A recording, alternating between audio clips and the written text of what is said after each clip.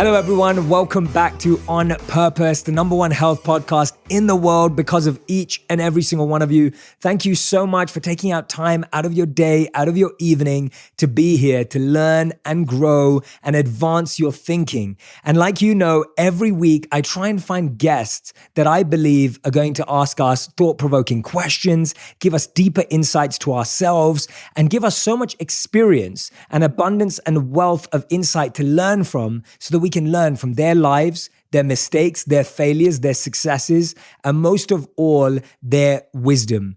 And today's guest is someone that I've been really blown away by. I've met him for the first time this week, but he just has this natural humility, his natural grace. He's extremely kind-hearted. And it really blows me away when extremely successful individuals are so deeply, genuinely grounded and wanting to do incredible things for the world. So as you know, this week, I've been with the Arthur Blank Family Foundation. We've been at the West Creek Ranch here in Montana, and we've been discussing the state of well-being in America. And the person who's put this on is Arthur Blank himself, who is the best known as the co-founder of the Home Depot and was named by Forbes as one of the world's 100 greatest living business minds and Sports Business Journal's most 50 influential people in sports for the past 3 years. His business portfolio currently includes the NFL's Atlanta Falcons, MLS Atlanta United, the Retail PGA Tour Superstore, the Arthur M. Blank Family Foundation, and many, many more ventures. Arthur, I'm so grateful, honored, and humbled that you're doing this. Thank you for being here. Well, it's great to be with you. As I said to you the other night, I mean, you're the last person I see when I go to bed. And it's always very warming to hear your counsel and your wisdom. So thank you for sharing that with all of us. I appreciate it. No, thank you so much. I was so touched to hear that you'd been watching my videos without me even knowing. I have been. I love them all. The great stories. And kind of like you said the other day, we're talking about Albert Einstein, how the ability to take something that's very complex and has a lot of sides and edges to it and make it to where it's digestible and understandable by the majority of people. And I think that's a powerful asset that you have. And one that I try to remember as well, to try to make things a little bit easier for people to understand, and therefore, get through the points you're trying to make. You do it well, very well. Thank you so much. That means so much to me coming from you. And we're so happy and grateful to be in this incredible ranch this week, your space here in Montana. We have this incredible view, and even more amazing is the people that you've gathered and your team has gathered for this such an important conversation and cause. Yeah. Could you tell us about where this idea for this week came for you and what the purpose was from your perspective? Well, I think it was you were born out of a lot of years of my journey in terms of wellness and well-being, and I was a very competitive runner for many years of my life, and that that was great, but we transitioned out of that, and I do a variety of other things to keep myself physically and mentally in shape now, but we're living in very troubled times, and I'm talking about really on a global basis, nationally as well as globally. And despite our GDP, which we discussed the other day, as not being the real measure of happiness in a country, despite the growth of that, we've got a lot of issues that young people and older people are all struggling with. The fact that you met Laurie Santos from Yale University, and a quarter of the student body of Yale, 318 years old, was taking this course every year on how to deal with positive growth, how to deal with the stress in your life, et cetera. At Harvard, they have over 1,000 students every semester do a similar.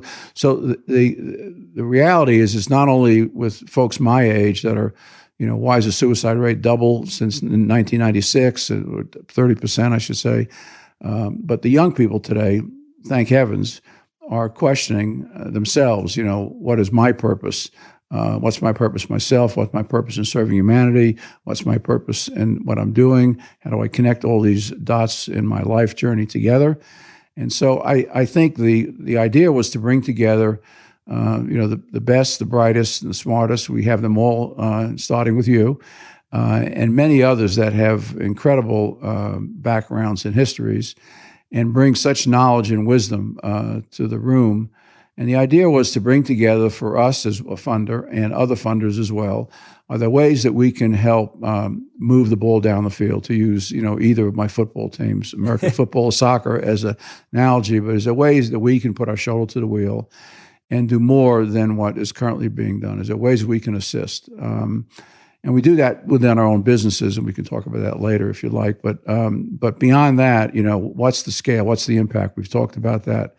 Lord knows that if we make a difference in one person's life, that's a huge journey by itself. But reality is that these issues are of such scale, not only nationally but internationally, as we've heard from Dan Buettner, Blue Zones, and Ben Lido? Bob Walding, yes. and Bob Walding from Harvard.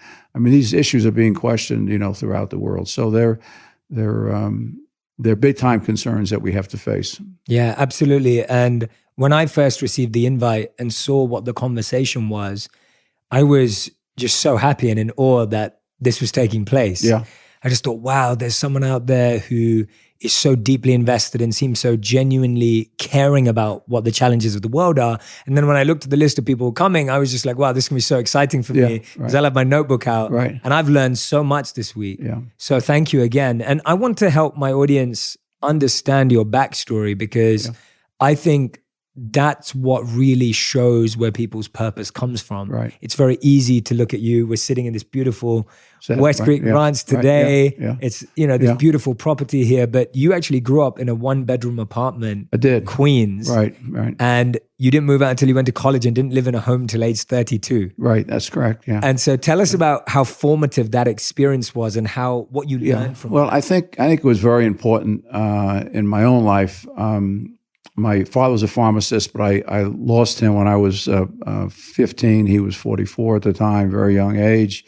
My mother was 37. She took over my dad's business and ran it. But, we didn't have very much. I mean, as I said, it was a 1-bedroom apartment shared by all 4 of us. We had a single bathroom. I mean, we were living in a very, very modest way. And but the one thing I remember clearly about my mother is that it was never about money. It was always about making a difference and trying to give back and trying to be involved in the community, et cetera. I mean, I wear this bracelet that I had made from our book. It's inscribed. You can't see it on here, but I wear one every day. It matches the color of what I'm wearing. I try to, but it says you only pass through once, make a difference. So, and that was the title of the book that she wrote. So I think that became ingrained in me, the notion of trying to make a difference, giving back, being connected to others in the community, and what have you. And we were not in a position to write checks then, but, writing checks is great, but doing the work itself and getting connected to the individuals that you're trying to serve is really the most rewarding part of philanthropy in my view. It makes it all come to life, makes it all real, gives it more purpose than just sitting and writing checks. Checks are important. Resources are important to make things happen and bring scale. But I think it's important to have that background. That, I would say, part of it, and my faith. I'm Jewish, and one of the expressions in Judaism is tikkun olam, which means to repair the world. Or tzedakah, giving and participating. So those were ingrained in me, even though when I went to services, you don't think you absorb all that. You obviously did, became a monk at 18, but a lot of the congregational meetings I went to, et cetera, I wasn't sure exactly but I was absorbing more so than I even really thought. So I think those things are very important in terms of my childhood. Yeah, that's incredible. And regardless of how little you had, Yep. your mother was always trying to find time and energy to give to the community in different ways. Right. I think those are really powerful messages. Yeah, and I think when I bought my first home, it was $32,000. I was 32 years old. I remember telling my wife then, I said, "Look, I'm not going to embarrass us. I'll pay off the mortgage. I'll keep us current. Don't worry about that. I'll pay the bills, but we're never going to pay this mortgage off completely. I just, there's no way, So obviously that part of my life has changed. But remembering that and remembering that experience and what it meant to not have the kind of financial success that we have today, going back to those days, I think was a very important part of my own molding, if you will. Absolutely. I think perspective is so important. I remember when I was 9 years old, I visited India for the first time, and my father took me to the home that he grew up in.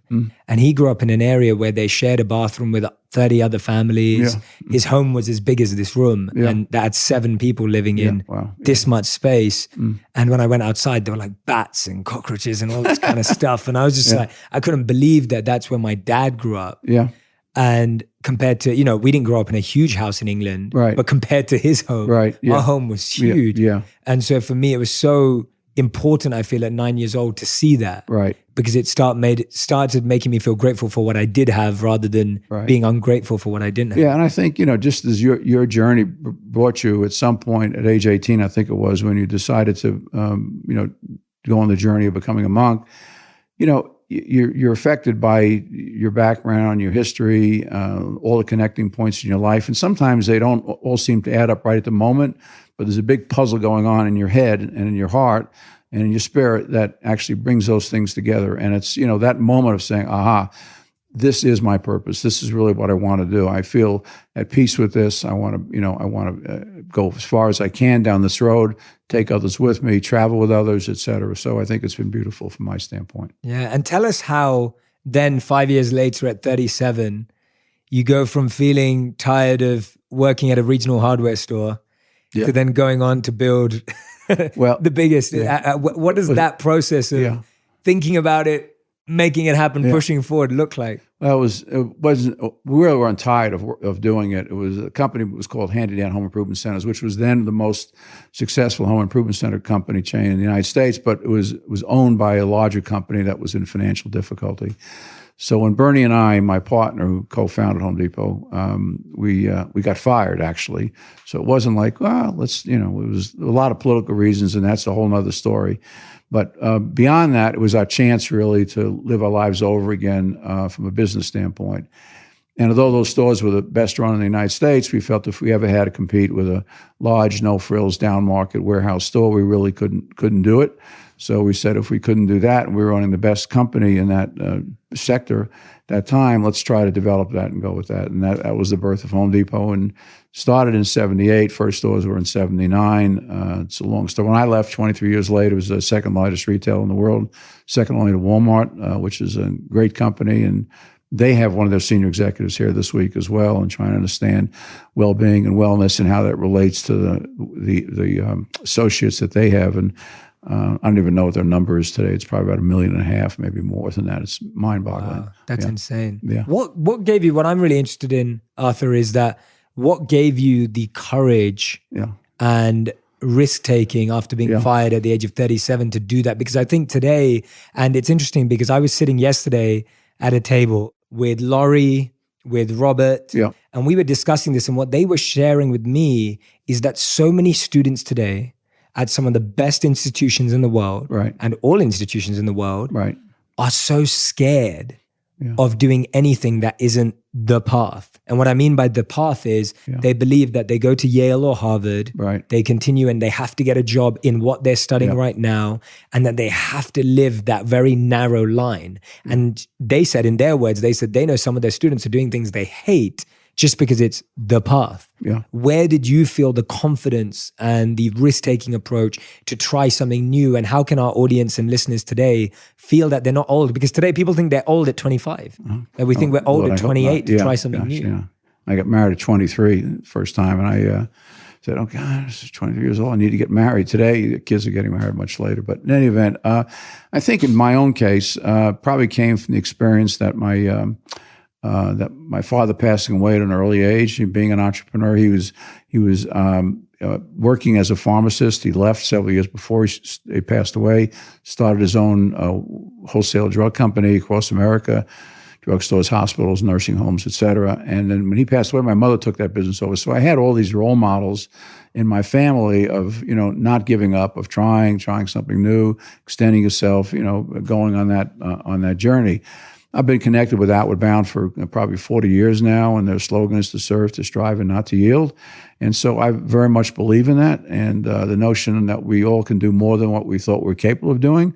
And it doesn't mean you do it without, safety nets around you, but but you can do more than what you thought. So I would encourage, and I do encourage people to, as Dr. Dwyer would say, to find the music within you and make sure it gets played. So I think, a lot of us have to find that, that music, if you will, that passion, that point of physical, mental, spiritual connection that makes us feel we're not getting up to work today. We're getting up to not have fun, but to do God's work, do our work, do work with purpose, service to others, etc. So I think, you try to find, and I encourage young people today to try to find. Don't worry about making money. If you're good at what you're doing, you're going to be fine. And money is really not the main attribute to happiness, as you well know. But I think doing what you find a passion for, serving others in some capacity, and being part of the greater community, not just of your family, which is obviously critical, but of humanity, brings you the joy and peace. And I think if you can find a business that in one form or another provides that service, I think you create a company. Expression I use to our managers that you want our associates to feel this company is really worthy of your life. I don't mean that in disrespect to religion or whatever else it may be, but they give you 8, 10, 12 hours a day, whatever it may be, but you want them to come to work and not have to think of it as work. Think of it as, this is part of my mission. I love the values of this organization. I believe in them. I want to stand for them. I want to participate in them. I want to help articulate them. I want to help share them with others as they join our businesses. And I think that passion, and that commitment is what will bring a greater sense of joy. And hopefully, I'm thrilled really with Bob Walding here and Laurie Santos here as best examples, and many other universities. But this tremendous thirst that our young people have, who at the end of the day really are our future. The young people have to find a greater purpose, find themselves personally, and then find a greater connection to others in their community and humanity is something that I applaud. And that's why your work is so important, because you're part of the voices that young people everybody's listening to.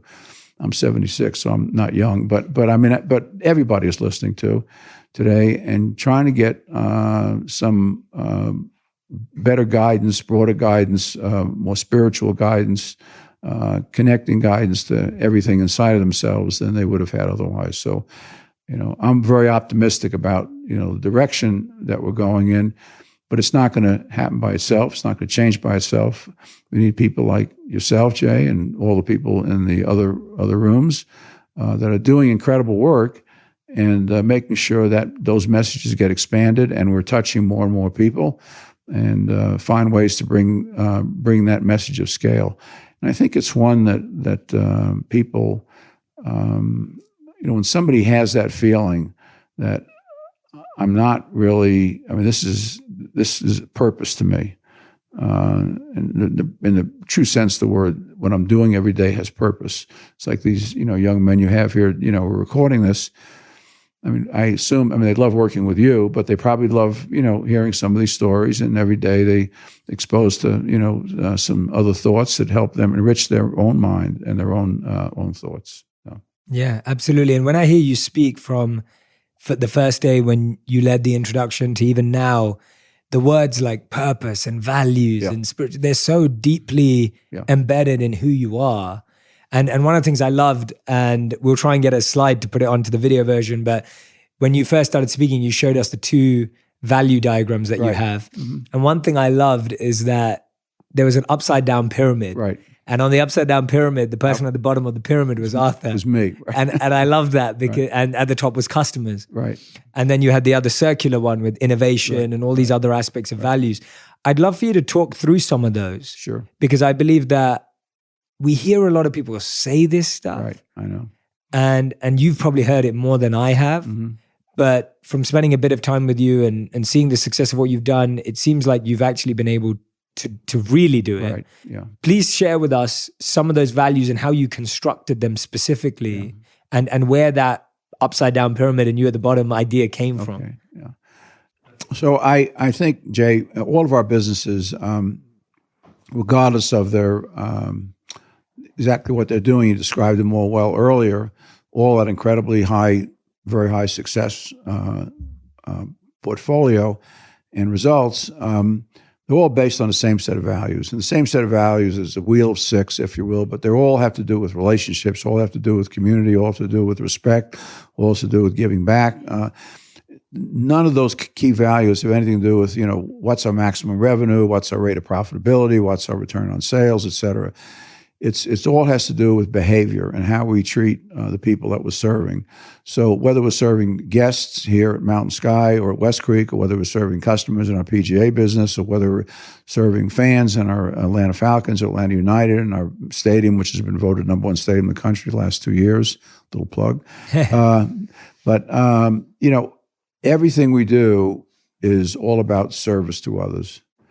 So, we know if we do the right things for the right reasons in terms of the tactical decisions, but if we have this welcoming home, this welcoming feeling where we're more concerned about who we're serving than about ourselves, that comes across with a sense of trust and caring. So an example would be, just to demonstrate that, in the National Football League, 32 teams, the last 2 years, the Atlanta Falcons were voted #1 in the NFL for fan experience.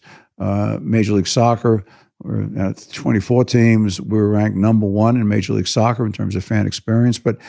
And a lot of it has to do with a lot of different things in food and beverage and our unique strategy in that regard, but in the setting in the stadium. But beyond that, it has to do with the fact that every single person in any of these venues that we're talking about feels like they're an honored guest, feels like they are, the reason we're there is to serve them. And I would say to you, our associates are compensated well.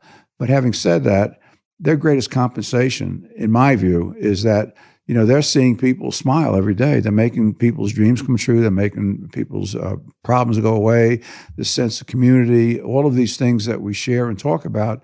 They love all that. So our associates feel like, I may have a tough day at home or a tough day, maybe when they come into work though, and they're confusing work with play, and they're making the opportunity to serve right there is very powerful in terms of enriching their own experience. So that's a key driver in everything that we do. We also feel strongly in community and giving back, and we do that with the service and the businesses themselves. But we do it in a broader sense in terms of our own philanthropy, our family foundations, $400 million since 1995, and that'll probably, double and triple in the next 10 years. And then each of our businesses has an associate-led fund to themselves, which is very, very significant in dollars. But the beauty of that is that these are not trained philanthropists. They're just associates. They're not executives necessarily. They're trained, to how to go through evaluations, et cetera. They make the decisions. They're closest to the people they're serving. They understand the communities they're living in. They understand their industries incredibly well. And so they make decisions about, how much we're going to allocate in certain areas. And they do that work, and we support them. We don't guide them. We just, we give them X amount of dollars and they take care of it. The beauty of that is that the associates feel a tremendous sense of pride then, not just in their work, quote unquote, which is having purpose in terms of serving others, but also they're physically part of going out and doing site visits in a variety of settings and making decisions about, we've been blessed here, and how do we help others? How do we do this work and expand it? So to have that pride, that gives the associates even more purpose and more sense of that. And I've publicly said, from my standpoint, look, whatever's left over, 98% of my state is going to be going back through philanthropy, family foundation, my kids' foundations, these associate-led foundations, because I don't need any more clothing. I don't need any more of anything. I need more, growth myself, but I want to see, the world a better place than it is currently today, and be part of that. And our associates feel that way. So the upside down pyramid, if you will, with guests, customers, fans on top and me on the bottom, reinforces the message that the people that are most important are the people that we're serving. It's not bunch of words. And we embody that. We tell stories around that, et cetera. And then we have our frontline associates who are the next ones that are touching and feeling all of our guests or our fans, customers. And then, it's my job and other associates at the leadership level to provide the environment to make sure they have the resources, to make sure they have the strategy, to make sure that we create goals for them that are reasonable, et cetera, and give them support. So, and your question, which is probably the best question that as a business person you ask, is that, often an entrepreneur has a vision and it's successful, but once they try to expand it, it becomes not successful. So, at Home Depot, we struggled with that as well. And we had 4 stores. I remember meeting with a gentleman from Goldman Sachs, who was the most highly regarded banker on Wall Street in the retail space. And he sat down with me at lunch. He said, well, you have these 4 stores, in Atlanta, they're very successful, and you have a unique culture. But, he didn't ask me a question. I was only 37, so I was like, woo, meeting with this guy was a really big deal. So he said, as you expand, you're not going to be able to maintain this culture. You're just not going to be able to do it. He said, because you guys are so physically involved in the level of training, the level of commitment, the level of their associates understanding your viewpoints on all this. So it was troubling coming from him because we had aspirations to become a national company, which obviously with 2,200 stores now and stores in Mexico, Canada, and U.S., it's amazing story. But the key to that was not what's on a piece of paper, not the 6 core values that we live. It was not really the inverted triangle, but the ability to make sure that what we would term, in case of Home Depot, was an orange apron, so it was orange, a lot of orange in our business, that our associates, bled orange, if you will. And what that means is that they understood the values. We didn't make them write them down. We didn't make them, they don't know to say them exactly in this order, but did they live them? Could they articulate them in whatever words they wanted to, but most importantly, could they live them? And so we became very paranoid about succession planning, making sure that when people got promoted, that it's not, the first question was not, are they technically really good at what they're doing, whether it be in a store or a store support center, even our headquarters, if you will. We always call them store support centers because they were there to support the stores that were supporting our customers.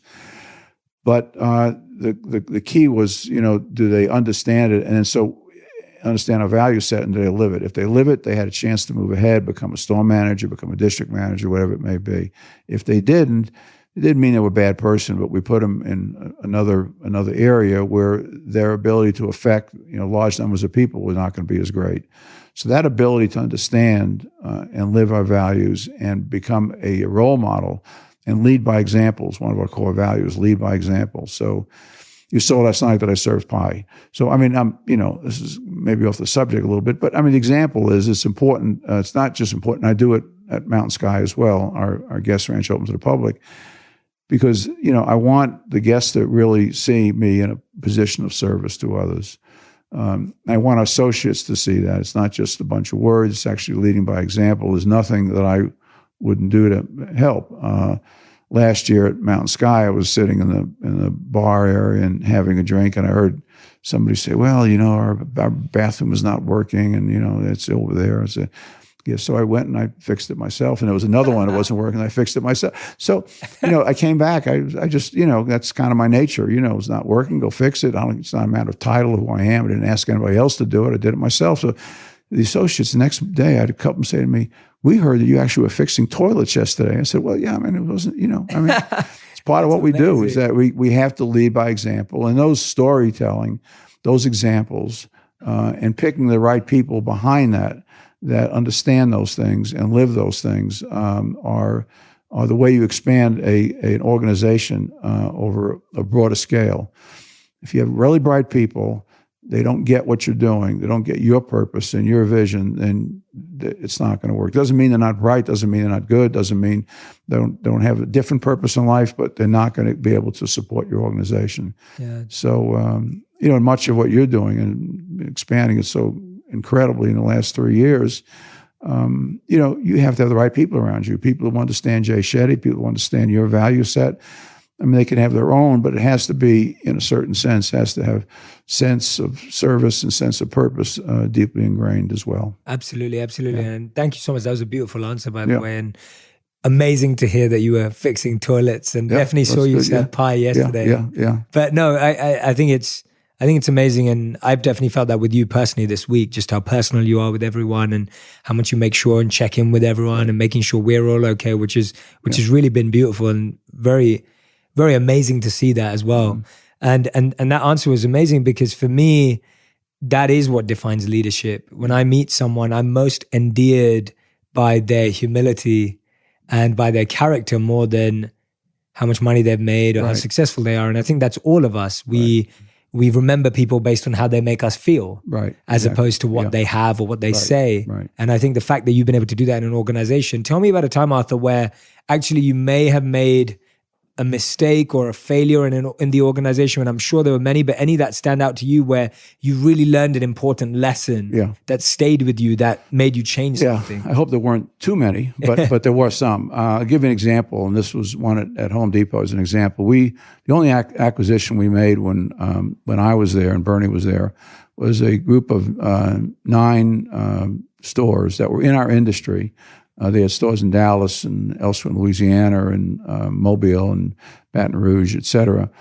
And so we acquired the stores, and then what our decision was that we didn't want to lose the volume that they had. It was a fraction of the volume that we had, but we didn't want to lose the volume. We were very paranoid about losing volume, focused always on revenue. And so we decided to keep them open and change the stores. So it really was kind of like changing tires on a car that's going, even 30 miles an hour. It gets very ugly, very difficult to do, et cetera, et cetera. So when we reopened the stores, we realized we had, physically, we had changed the stores. They looked like traditional Home Depot stores, great stores. But the associates didn't really get us, because we hadn't really put them through the kind of training and exposure and understanding that was critical to all of our associates. So there was a separation there from, our value set, which drives everything, to the people that were serving the customers who, were well-intended, but they didn't understand our priorities. They understood the traditional priorities, which was not as rigorous about customer service as ours was. So we ended up closing those stores for a short while and, putting everything on pause, taking all the associates, training them, doing everything we had to do, et cetera, et cetera. When they reopened as our Home Depot store. So I think that was an example of where we got a little ahead of ourselves. And probably, forgot to check certain boxes that we needed to check. Another example, and both in our PGA business today is a good example. We're expanding at about 1 million square feet in golf retail in the next 5 years, which is, there's nobody in golf retail expanding anywhere. And people you talk to say, but it's been extraordinarily successful. But the point is that those stores require a high level of service and people understanding the industry, club fitting, ball fitting, et cetera, and relationships to customers, et cetera. So to our guests in the store. So, we take a lot of time now in moving a large group of people to the new store to make sure that we don't make that mistake again. So those number of people can train the additional 40, 50, 60 people that we're hiring and making sure that they get our culture. So, culture really drives everything that we do. I mean, everything we do, those value sets, they drive everything that we do. And, the body can only absorb change at a certain rate and pace at a certain rate. So I think it's important to be able to acknowledge that and make sure that, whatever your culture is, it doesn't get diluted as you expand. More often than not, it does happen. I've had some experiences, and one other example of that, when we went at Home Depot, when we started to expand into the Middle West, we went to Detroit with a group of stores, and we realized then we were opening up stores. We had a store every day and a half, and that we couldn't really sustain that rate of growth. So we went to the board, Bernie and I, and we said, look, we've decided we're going to maintain a growth rate of no more than 25% a year. It had nothing to do with financial modeling and everything. It had to do with how many associates could we impact, hire, impact, train, make sure they understood our orientation, became Home Depot fanatics, blood orange, all those things we asked them to do. We said that's the most that we can possibly do. So we we kept our growth down to a point that we can still produce the kind of success and deliver the kind of experiences in all of our businesses. Yeah. Same thing happens out here at the ranch, is that we've made some adjustments over the years. We do it very slowly, very modestly, because we don't want the experience to change, and we want to make sure that everybody's ready for the change. Absolutely. Absolutely. And that's amazing advice for all of us. Anyone who's listening or watching right now and is growing a small team into a larger one, an entrepreneur that's expanding their business. Right.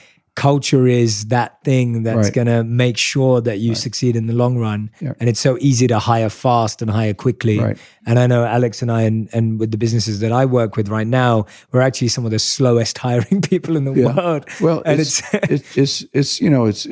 terribly important. I mean, I had a CEO of a major competitor of ours meet with me once. I was actually playing golf over at Augusta as a guest, and he was there.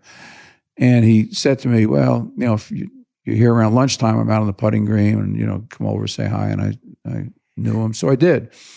So, and he had left the company at that point. And he said, we probably visited 200 of your stores a year. And at that point in time, we had stores in Chile as well. He said, and we could copy everything. We could copy the size, the pricing, the assortment, the signing, everything. He said, we'd go around and ask people, this culture thing, value thing, and no matter where we went, no matter who we spoke to, they all said the same thing in their own words, but they all were doing the same thing. And we were not able to do that in our company. Wow. And but that's because, we recognized the importance in that. It was not a new message every single day. It was the same messages over and over and over and over again, to the point people said, oh boy, here we go again. listen to customer service. And every example that we could find of great customer service, we celebrated that. We had issues with, that we had to struggle with as well as a company, but we celebrated the successes, and particularly it weren't successes in how many stores we opened up. The fact that our earnings per share grew at 49% a year for 23 years, our stock grew that quickly. We didn't talk about the stock market and how wealthy we're making people, though we had a lot of pride in that, because then we gave other people the financial capacity to make a difference in their own lives and have a financial purpose in their lives and taking care of their family, extended family, community, giving back. But so it's a beautiful model, because it's one where associates and who you're serving all appreciate the investment you've made in doing the right things for the right reasons. Absolutely. Yeah. Absolutely. And like you said earlier, the Arthur M. Blank Family Foundation has given $400 million since 1995 to so many incredible ventures, and many of them have been in the space of childhood development, education and the arts, and parks and green space. And I wanted to know why you specifically selected each of those three. Mm-hmm. They're so beautiful in their own right, but I'd love to know from your own perspective as to why you believe those three areas are so important. Well, I think, anything, it doesn't have to be in Montana, obviously, because most people don't live here, but, anything connected to green space, to parks, to nature, to getting outside, to finding that solitude, that quietness, that place where you can reflect, and a place where you can, go with family and friends and experience things that aren't driven by, on my phone every 3.5 minutes or less. So I think that, that's an area that we've always felt very, very strongly about. Obviously, we're involved in conservation here in Montana as well, and elsewhere in the West. So it's not just these two ranches, which we think are models in terms of ranches should operate, not just from a guest standpoint, but from, in terms of the actual ag process that we have going on. So we've always felt strongly about that, being outside, being connected to nature, being connected to people that you're outside with. It opens up a different perspective on viewing the world and viewing each other, and having that sense of community. A sense of community is so important. I was raised in an apartment house, and as well the rest of my family. But what's interesting is that in those apartment houses, when it was during the summer, when it was warm, or even in the fall and spring, it was in New York City, people would bring their little chairs downstairs, and everybody would sit like outside the apartment, because they had that, that need, desire for connection to others. And I think that's true whether you're living in an apartment or whether you're living in a home or whether you're living. So we at our ranches, we don't promote the use of technology. Sorry, Jay. Apologize for that. But I mean, you know, there are places where people can use technology because of conferences and other work, but we don't actively promote it. We want people to get outside. We want people to experience nature. We want people to touch and feel things, and that silence and that solitude and that, you know, finding that quietness with themselves, that inner calm, which they can do so beautifully in nature. Public education has always been a big issue for me. I went through public school my whole life. Didn't go to private school until I went to college. I went to small business school, Babson College out of Boston.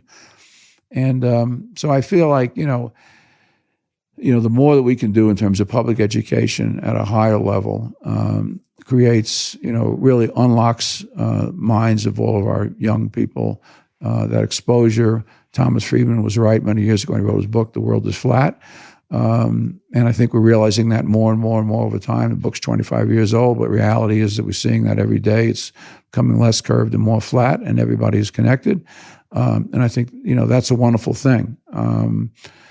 So I think, you know, public education, because not everybody or very few people can afford, you know, private schools and, you know, kind of an answer that's just works for a handful of people relatively. So that's always been very important to my family and my children as well. And they're very actively involved in that arena. So those are some of the things. We do a lot of work in areas of culture because we think culture is another way. There's a lot of times there's too much of an emphasis, in my opinion, on book learning and what have you. And some people learn differently. They learn by expressing themselves through yoga, through arts, through athletics, through whatever it may be, music, drama. And so I think you have to let people kind of find themselves in those ways as well. Sadly, within the public education area, a lot of those opportunities for expression have been cut back and eliminated. So we'd like to see more of that expanded over time because I think it's very healthy for everybody. Yeah, I love that how you've chosen 3 things that encourage so much internal growth. Right. Like I feel like your investment in parks and green spaces is about people finding internal calm. Right. And even this week, we've had all these incredible outdoor activities that you've arranged and the team's arranged here for everyone to partake in. And we've seen how people are bonding closer when they're out and about in green spaces and outdoors and going on these beautiful walks and riding or whatever else it may be. Right. And especially what you're speaking about, the education system, of course. And then I think you're spot on when you talk about how the arts allow us to express ourselves more effectively and how that's never always encouraged. Right. And so your investment in that space, I'm sure, has made a big difference. Well, I think, you know, as you know, and many of our guests know that, you know, that education, you know, the book education is very important. The life education is in many cases even more important than exposure and what have you. It's one of the reasons our foundation has just started to invest on an international basis. We're doing work in Africa, doing work in the Caribbean, et cetera. But one of the reasons is not because, you know, I mean, we don't have enough opportunities within the United States. We do, and needs we do. But I wanted to send an important message, you know, to our family and to our associates is that, you know, not just talking about, you know, humankind being connected, but actually demonstrate that. So, in the case of Nigeria, where 60% of the population lives on less than $1 a day, you know, we want people to be aware of that. And, you know, how do we participate and support answers in those areas of the world? So I think that the notion that we are brothers keepers, which is an integral part of our faith and the faith of, you know, part of everybody's faiths, I believe, is very important. And it's not just, it starts maybe with your family, your extended family, your community, but it really has to include everybody on the face of the earth. That's why the earth is important. You know, the earth is important because we all live here, because we got to take care of it a little better than we have been. Absolutely. That resonates so strongly with me because one of the reasons why I became a monk and one of our teachings was that you became a monk and you were free from your basic family responsibilities so that you could see the whole world as your family. Right. And so that you could go and extend yourself even further. Right, yeah. And I think it's beautiful to see you do that. I mean, you have 6 children and six grandchildren. 6 grandchildren. 6 and 6, right? Yeah, 6 and 6. Yeah. What is the and legacy? Several dogs. A couple of dogs as well. Yeah. Amazing. And horses. And horses, yes. What are the what is the legacy that you're hoping that they're going to carry forward to the future generations as the foundation grows? Well, I don't, I think it's important for them to find themselves. They need to climb their own mountains. They need to explore themselves. They need to, fall down and pick themselves up. They need to learn deal with adversity and growth, both physically and personally. So our older children are all involved in our family foundation. And all actively involved in a variety of areas that we've talked about. Many we haven't, but they're involved in all of them. In addition to that, each one is starting their own foundation now, much smaller, but I want to make sure they know how to evaluate, make sure they know how to do their work, et cetera, because when you're giving, you're always getting more. I mean, it makes no difference whether it's physical work or financial, whatever it may be. The more we give, the more we get back. That's just kind of the way the math of the world works, the universe and our soul works. So the younger children have age-appropriate exposure to philanthropy. One's 22, two are 18, so they're younger, but they're getting exposed to it, mostly by doing. Not by writing checks, but by doing things and being connected in service in a variety of ways. And they're interested in all of our businesses as well. But, bringing them along very slowly and making sure they understand our values, that nothing is going to be given to them. Whatever they get has to be earned, and earned primarily through understanding these values, living these values, being a great role model, caring about community, caring about others, caring about service, caring about purpose. And, my hope, my desire as a parent is that, the children will grow when I'm long gone, and they will have their own set of values, the values hopefully they've learned from their mothers and their father, and they'll continue to do, the work that we're doing today and expand it. I mean, I don't have a written set of things. These are the 7 things we're going to do after I'm gone. So I'm not going to manage my foundation from my grave. I have enough faith in my children, and they'll make the right decisions based on the passions. They know their father has their own passions, which are critical. So they're really feeling they're doing the work that's important to them, and that they are doing work that's important in terms of the times that we're facing. So this well-being, wellness, well-being notion is at a critical mass, today in our country, if not the world, but certainly in our country. Whether it be the rate of suicides, which continue to climb at dramatic rates, which affect, the veteran population, a very young population, 10 to 14, and is double what it is on a national basis. So there are, those serious issues we're facing today. They'll have other maybe issues in the future, and so whatever they are, they should feel, the passion, the drive to want to make a difference in those areas, and put themselves and resources in place to help others, come to a better conclusion that whatever it may be. Absolutely. And I've read that your favorite quote on a t-shirt is that there is no finish line. The Wi-Fi here is called finish line, no finish line too. What does that mean to you? And also, what is the personal work you're doing right now in that regard? What are the internal things that you're working on at this stage in your life? Well, I think, it came to me primarily from my running initially. I ran competitively, and Nike had this T-shirt, so there was no finish line. There was a guy running in the woods, and couldn't find another one of them. I saw it someplace. Phil Knight was kind enough from Nike, was kind enough to get me one of the shirts. And, and I think in virtually all areas of my life, I understand that, the next day isn't necessarily the end. There's always more to do, and et cetera, et cetera. And I think you have to have the ability to deal with adversity, grit, bounce back, and continue putting one step in front of the other. I got that from my long distance running.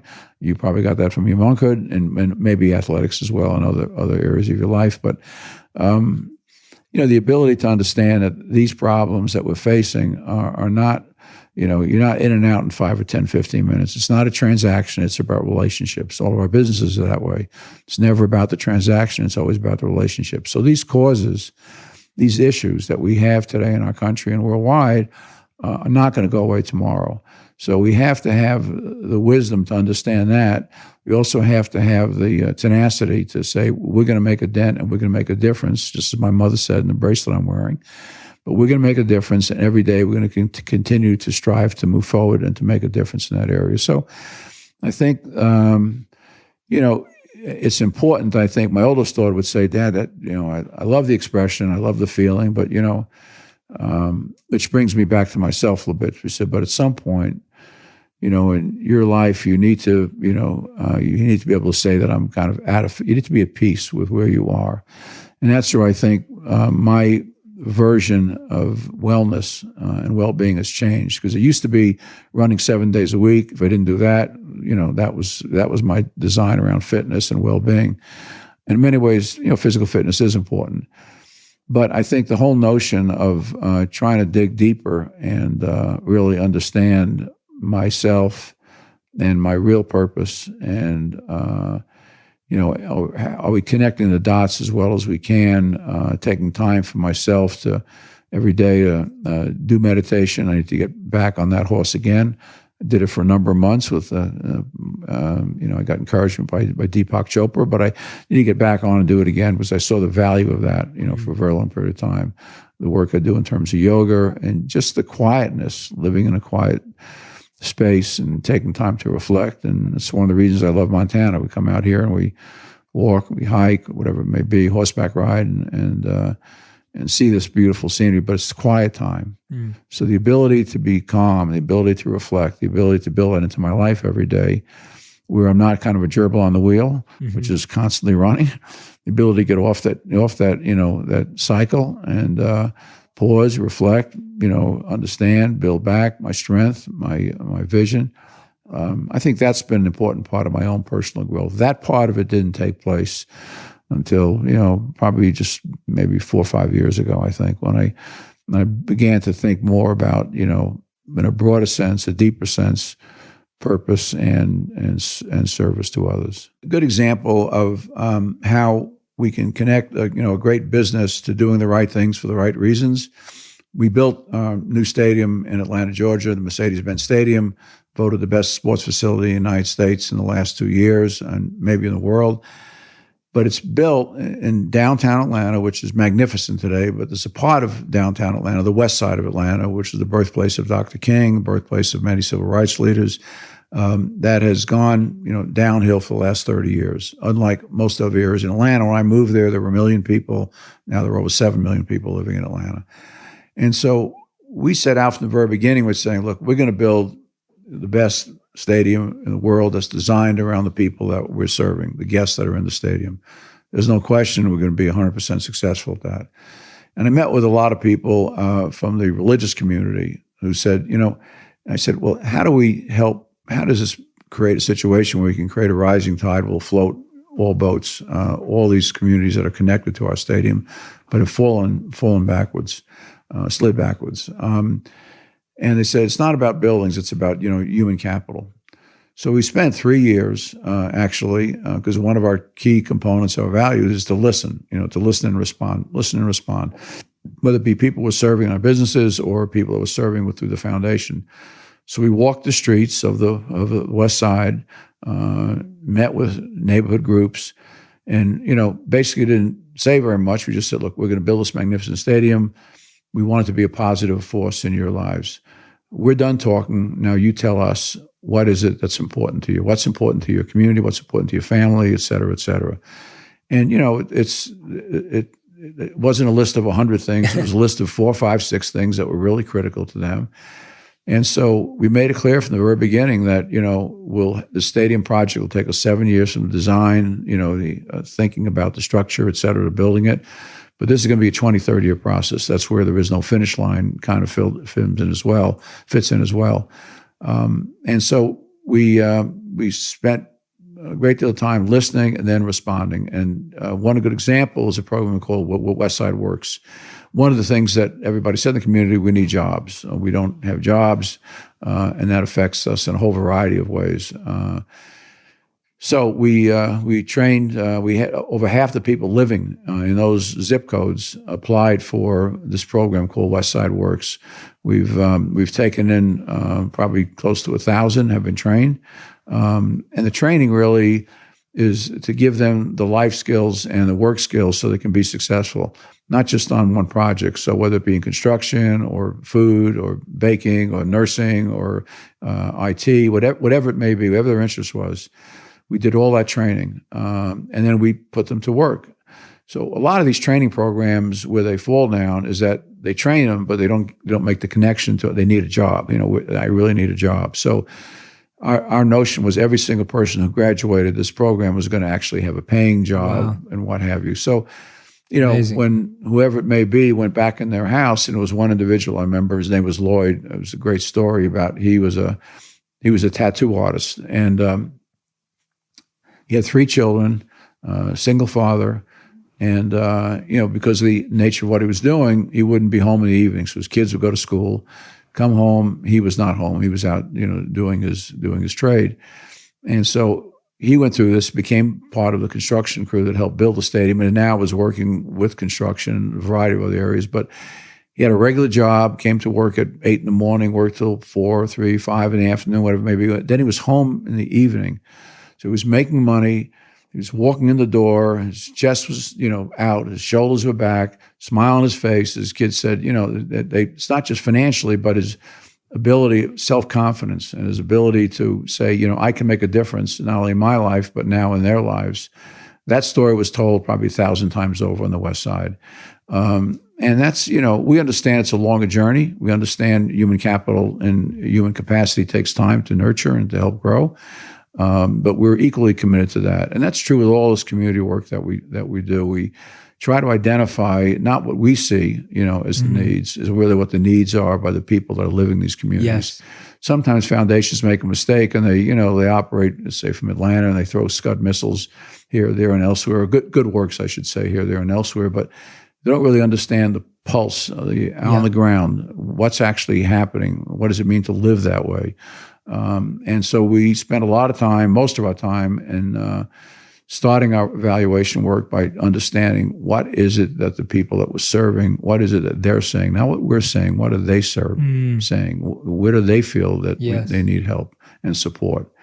And obviously we're trying to, teach people to fish versus, giving them fish. And so that's one example of a beautiful story that found business model that was fabulously successful, but a community involvement that's been incredibly successful as well. So we make emphasis there on education, on health, on their financial services to understand what loans mean, how do you pay them off, how do you do a variety of things, financial planning, et cetera. So that's just one example, but there are many, many other examples of that. But and it's this connection of between those kind of things give our associates a tremendous sense of fulfillment and purpose in their own lives, because they see I'm part of an organization. It's not just about how many medals, how many awards, how many wins, how many whatever it may be. It's about how do we win the Super Bowl of life every year, which I tell our football players. So you have 11 guys on the other side of the line. You may not win the Super Bowl every year or the MLS Cup every year, but we can win the Super Bowl of life every year, because there's nobody on the other side of the line, defending us from doing that. So we see the opportunities, our players, coaches, staff, organization, and they have a tremendous sense of pride in that. Yes. The whole issue of social justice in the NFL today, which has been incredibly important. We've been very heavily engaged at both at the league level, but at the club level. So at the club level, we have 12, 15 players who we spent, 3 months with them, listening to them, telling us, look, this is what's going on in my communities. This is what I had to live with as a child. This is what I had to overcome. This is what my parents still live with, my siblings, whatever it may be. And so then we responded, in terms of our engagement with them. So it's not like us doing for them. It's us doing alongside them, connected to them, shoulder to shoulder, where they feel like, we're in this together. And that's a beautiful thing to happen. And I think, we want our associates to feel that sense of pride, feel that sense of this organization really has a heart and a soul and a purpose to it. And the beauty is you do all these wonderful things behaviorally, and you're going to produce the right financial results. I mean, it's important to do that, because in my case, because we want to continue to fund things that we see opportunities for. So That's phenomenal. Thank you for sharing that. Well, It's thank really you, Jay, powerful. for Glad we asking, did and that. thank you for listening. No, of course. Yeah. Absolutely. I wish I could get more to the point as you do so beautifully. A lot of your it's messages, great. No, but it's powerful work. You're doing the work. I think detail is great when people are able to see how deep the intention is. Right. In the sense that I feel like when you're explaining something, you're not just explaining what you're doing, you're explaining why you're doing it and how you're doing it. Right. It's going to take longer. So Makes sense. the what is the easiest part. It's the why. I mean, that's what's sustainable in the heart and the spirit and the soul, is that when we understand it, our foundation, our associates, some of our businesses understand why we're doing the things we're doing, it makes a difference in their lives as well. And 100%. and they feel like, because this whole estate's being recycled back, they're working not only to have purpose in terms of who we're serving, but they're working in terms of having purpose in building the foundation, which will be, recycled in a positive way. So absolutely, it's a beautiful circle that's very, very tight, and there are really no breaks in it. Yeah. So it's a beautiful thing to be part of. Amazing. Arthur, you've been incredible. We end every interview with what we call the final 5 quick fire, rapid fire round. So you can only answer the questions with one word or maximum one sentence. I need a glass of water for that. Yeah. Absolutely. Yeah. And so what I've done is we've created, considering your name is Arthur Blank, we've done this final 5 as fill in the blanks. Mm-hmm. So I'm going to ask you. I can drop that for you. So I'm going to ask you to fill in the blank at the end of the sentence. The hardest thing for me is the one word, as you know now. Yes. I tend to give long answers. That's fine. So that's why this section is for that. Yeah. So the first question is, the best advice I've ever received is blank. So what would it be? Finish the sentence. The best advice I've ever Be received. true to my values. Okay, wonderful. The second question is, the worst advice I've ever received is blank. I would say, focus, the focus on, productivity, the focus on financial metrics, as being the goal.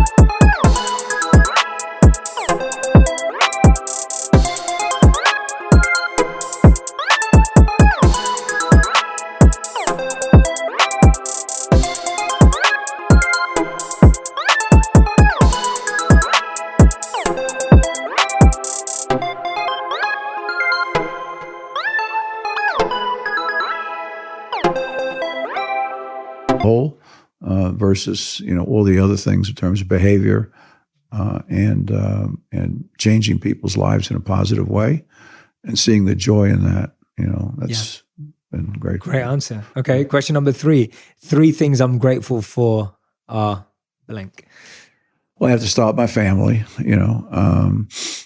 Six great children, 6 great grandchildren, and great. I've been married multiple times, unfortunately, but I have a great relationship with all of my ex-wives, and they're all wonderful people. And so I'd say my family and my relationships. I think my ability, as a result of our business success, to try to have an opportunity to expand, what service means of others, create that with our associates and who we're serving in all of our different businesses. Yeah. Do this one blank thing and it will change your life. What would you put into that blank? What would that one thing be? Find your passion, because I think when somebody, can I add on another word or two? Yeah, please. Yeah, of course you can. I'm going to, absolutely, please. Because I think when people find their passion and their purpose, financially they're going to do as well, if not better, than they ever would have done doing anything else. And, their years here, which are, limited, they're measured, if you will, are going to be much more enriched because they're going to feel like what I'm doing what I'm really doing as purpose for me and purpose for others that I'm trying to serve. And so I think finding purpose, which is not always easy. I mean, sometimes people wander around a bit. You did. You described your journey, and myself as well. I had my own journeys there. But when you find it, you need to stop and honor it, and then to move with it. And all good things come as a result of that. In terms of the quality of life. Absolutely. And the fifth and final question is the one thing that you're hoping this beautiful 4 or 5 days we've had here in Montana will result in? Well, I think there are two things, if I expand the question a little bit. One is that, the great connections that you have made with so many other people here, and they've made with you and with each other. I think so. I think those physical connections, emotional, it's one thing to know somebody, but when you spend 4 days together in this setting, you get a deeper understanding of people's perspectives and their views, and how can we work together. They're 2 and 2 equals 8 and 10 instead of just 4 or 5 for myself. So I think that has been very invaluable. The other thing is that I think we'll be able to focus for our foundation and draw in other foundations and other institutions that care about these things. Some really good ideas to help support the expansion of the notion of well-being and wellness, and give exposure to that to other populations that don't necessarily have that or see that, and to not have this widen this gap that we have in America today is just too extreme in my viewpoint. And I think we need to do more of this and bring people together, not necessarily economically as equals, because that's not reality in a capitalistic world. But, to bring people together in terms of their well-being and their happiness and their ability to feel fulfilled in life. So we want to, get in the canoe and paddle along with everybody else, and paddle as hard as everybody else, and know we can make a difference, and try to earn, the respect and the opportunity. It's an honor really having everybody here. From my standpoint, it's an overwhelming honor to have not just the intelligence in the room, but the commitment and the sense of purpose and the sense of trying to reach out and make a difference in the world is incredible to me. So anything we can do, supporting the collaborations, supporting the partnerships, new ideas, expanding ideas, scaling up ventures, et cetera, which is much of what I know your concern is going forward. How do I impact more people, which is great. We want to be part of that. So it's been an honor for me, truly an honor for me to be here this week and to just be part of this. It's an experience of my lifetime I'll never forget. I've gotten a great deal out of it, much more than, I've gotten much more out of it than we put into it. And that's the beauty of when you do things with service and purpose. You really do get more out of it than what you give. Yeah, well, I want to thank you on behalf of me and all the other participants, because I think you've allowed us to form such deep, amazing relationships. Yeah. There's many people in this room that I would have loved to connect with or meet. And you're so right that when you go away with people for 3-4 days, you go so much deeper, so much quicker than you would if you met at a conference or a one-day event or whatever it may be. So I just want to say thank you You're welcome. From me. Thank you for all your kindness. Thank you for your encouragement. Thank you. You've given me so many wonderful votes of confidence this week, and just sharing so much support and encouragement for the work I do, which has given me so much conviction. And I'm very grateful for that. Thank you. Well, the work that you do is incredible, and it really has, tremendous purpose to it, and a high degree of success. So I want to do everything we can do to help support you and support the people you're touching and trying to help with their life journeys. So I think this is a great place to do it, because when you spend time outdoors, you realize, you're kind of dwarfed by nature, by things that have been here for thousands and thousands of years. And also, everybody puts on their pants the same way. It's a level playing field. Nobody's wearing suits. Nobody's wearing ties. Everybody's just, being themselves, and they're opening themselves up. And in this kind of environment, it's easier to do that. Yes. And so that's the reason we want to continue to do this work here. Absolutely. Thank you again, Arthur. Thank Thank you, you, Jay. everyone who's been watching or listening back at home or wherever you've been. Make sure you go and follow the Blank Foundation on Instagram and on Twitter and on the social media platforms as well if you want to find out about the great work not only we've been doing, but all the other incredible work that the Arthur M. Blank Family Foundation does.